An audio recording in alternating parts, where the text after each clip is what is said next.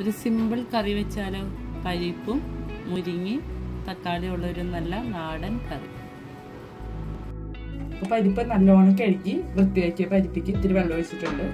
അതിക്കൊരു കുറച്ച് മഞ്ഞൾപ്പൊടി ഇടണം, ഇത്തിരി മഞ്ഞൾപ്പൊടി ഇടുക.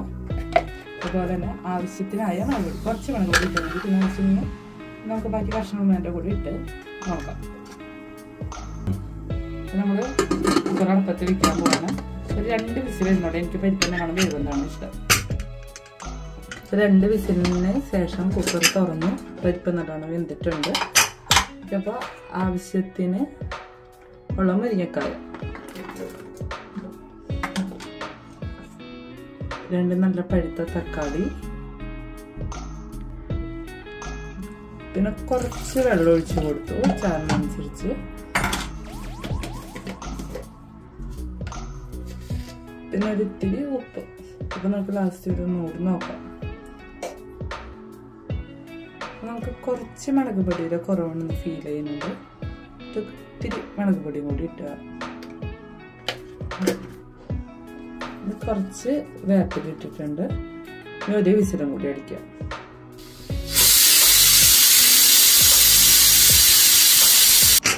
ഒരു വിസിൽ കഴിഞ്ഞിട്ട് നമ്മൾ കുക്കർ തുറന്ന് ഇപ്പൊ തക്കാളിയും പരിപ്പൊക്കെ നല്ലോണം വെന്തിട്ടുണ്ട്.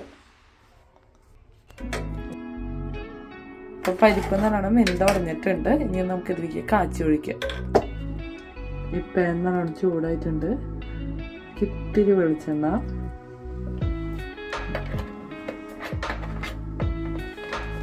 നല്ലോണം ചൂടായി.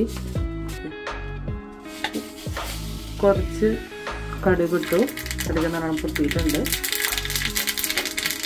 എഴുതി വേപ്പില കൂടി ഇട്ടു. പച്ചമുളകിലേക്ക് ഒഴിച്ചിട്ടുണ്ട്.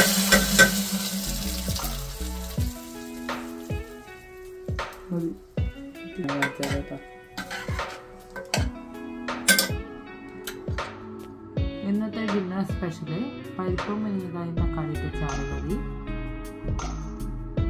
പയറ് മെഴുക്ക് വരട്ടി, ചിക്കൻ റോസ്റ്റ്,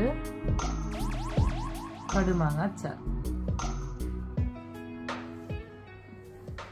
പിന്നെ നല്ല കുത്തരി ചോറും.